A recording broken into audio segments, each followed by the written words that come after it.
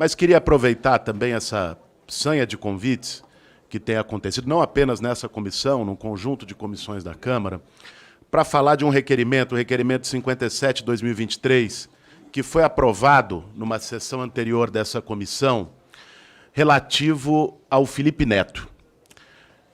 Quando eu vi, eu confesso, eu não estava na sessão da comissão no momento, eu confesso que achei que era uma homenagem ao Felipe Neto. E depois eu fui ver que não, fui ver que era um convite ao Felipe Neto pelo trabalho que ele tem feito, ou foi convidado num grupo de trabalho do Ministério dos Direitos Humanos. Mas dizer ao Felipe Neto que não venha para não dar palco em relação à defesa do convite do Tacla Duran.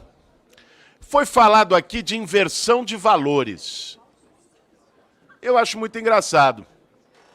Inversão de valores, para mim, é quem a vida toda propagou discurso de ódio e fake news, querer dar lição de moral sobre o assunto e acusar os outros de discurso de ódio e fake news.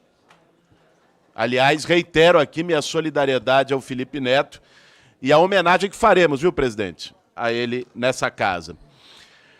Inversão de valores é quem perverteu o combate à corrupção nesse país com conluio entre Ministério Público e juiz para fazer condenação política, deputado Deltan. Querer vir aqui e falar como paladino da moralidade do combate à corrupção.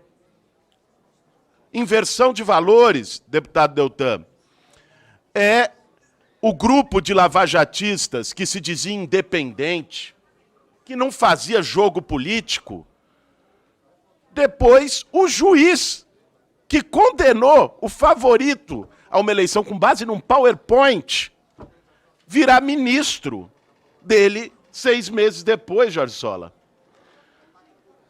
E o procurador, que também afirmava totalmente isento de interesses políticos, hoje aqui está legitimamente eleito nessa casa e em conjunto com os apoiadores do governo anterior.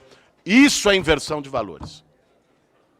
Eu fico me perguntando por que tanto medo do Tacla Duran? Qual é o problema de ouvi-lo? Você pode ter as acusações que tiver, outros podem ter, um achar que ele é bandido, outro achar que ele é não sei o quê. Qual é o problema de ouvido? Trazê-lo aqui para que ele pudesse falar. É um medo, é a necessidade de fazer uma blindagem. Que isso já dizia o ditado popular, quando tem rabo de porco, focinho de porco, cara de porco, é porco.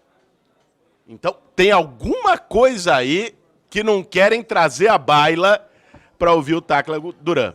E digo, me sinto ainda mais instigado de ouvir o Tacla Duran e vamos votar favoravelmente ao requerimento, presidente. Ao meu tempo de liderança pela União, e acho que já ficou muito claro aqui o que a gente está discutindo, é o requerimento de convite do Tacla Duran, que faz acusações graves contra a Operação Lava Jato. Mas, tanto o deputado Dallagnol como o deputado André Fernandes propuseram um acordo de que, e inclusive eu orientaria sim para a presença do Tacla Duran, caso eles aceitassem este acordo, que é de que nós chamássemos o Tacla Duran aqui, ele dá o seu depoimento, ele fala o que quiser, e em troca, os deputados de esquerda aplicassem o mesmo peso da balança e assinassem a CPMI do dia 8. Eu acho que ficou muito claro aqui quem tem medo do quê. Se esse acordo está sendo proposto pelo Dallagnol ou pelo André Fernandes, isso mostra que não há receio de nenhuma das partes de que o Tacla Duran seja ouvido. Agora, estranha, cheira mal, o próprio PT, que foi um dos primeiros partidos a ter iniciativa de protocolar a CPI do dia 8 e depois, com ordem do Lula, desistiram dessa CPI, inclusive fazerem pressão para os deputados tirarem a assinatura dessa CPI e não aceitarem um acordo. Ou seja, de um lado, não há receio de se ouvir o Tacla Duran. De outro lado, há receio sim que haja investigações em relação ao dia 8. E, na minha avaliação, não só omissão criminosa por parte de membros do governo federal pode e deve ser apurada, como também dos próprios invasores, seus influenciadores e seus financiadores. Tudo isso precisa ficar esclarecido.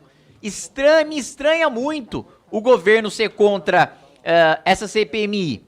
Agora, eu gostaria de discutir também, senhora presidente, o que nós deliberamos e o que nós aprovamos nos relatórios, o que nós votamos em Globo, né? O primeiro dos requerimentos trata justamente da compra com dinheiro público por parte do governo federal, da presidência da República, né, de itens de luxo, né, para o Palácio da Alvorada. Né? Foi gasto com um sofá, né, um sofá de 65 mil reais, que foi comprado para o Palácio da Alvorada, né? Justamente quando o presidente Lula tanto fala em colocar o pobre no orçamento, em taxar os mais ricos, ele, enquanto está taxando compra de pobre online, tirando a isenção de $50 que o mais pobre tinha para comprar vestuário em lojas online, a Shopee, a Shein, etc., ele, em contrapartida, utiliza o dinheiro desses mesmos mais pobres para comprar para si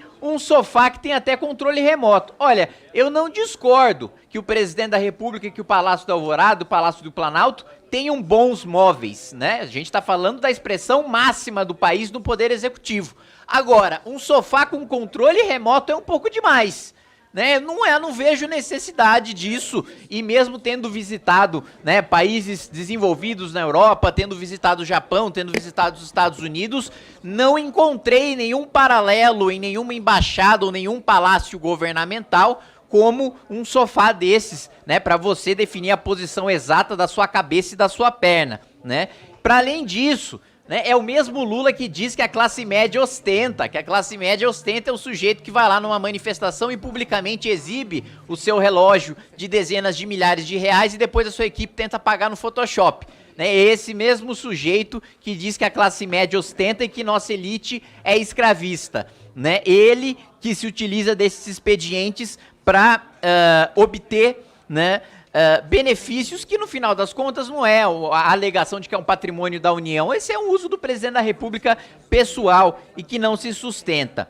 Um outro ponto que nós também aprovamos hoje, aqui no âmbito desta comissão, é o esclarecimento sobre que o ministro Haddad deve dar sobre o pior resultado nas contas públicas do governo federal em 26 anos.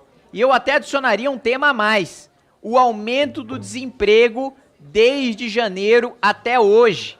Mais do que isso, a tal da âncora fiscal, que o texto a gente não tem até hoje.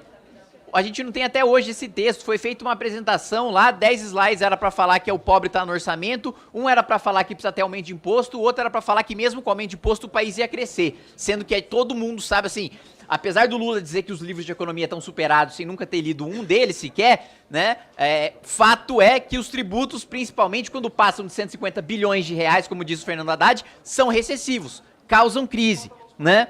Para além disso, a gente também aprovou o requerimento para falar sobre as invasões, né, para ter esclarecimentos do governo do porquê as invasões voltaram e porquê, inclusive, há um certo corpo mole no cumprimento de decisões judiciais que determinam a reintegração de posse, né, e que medidas estão sendo tomadas pelo governo preventivas para que isso aconteça, porque até onde se sabe é uma queda de braço entre o MST e o PT, que o MST quer fazer indicação para o INCRA, o PT está segurando indicação para o Centrão, não sei que tipo de negociação está sendo feita, mas enfim, essas invasões estão ocorrendo com esse pano de fundo de troca de cargos com o governo federal, né? E para finalizar, falar apenas sobre, né, a questão do Mais Médicos, que mais uma vez o governo dá brecha na medida provisória, não para que os médicos sejam remunerados, mas para que os governos, muitas vezes ditaduras a que eles estão vinculados, esses sim recebam dinheiro, o que caracteriza, na minha avaliação, um trabalho quase que análogo à escravidão, e para além disso, uma não aplicação de revalida para quem vai atuar no Brasil, que também é o mais absoluto absurdo. Obrigado, presidente.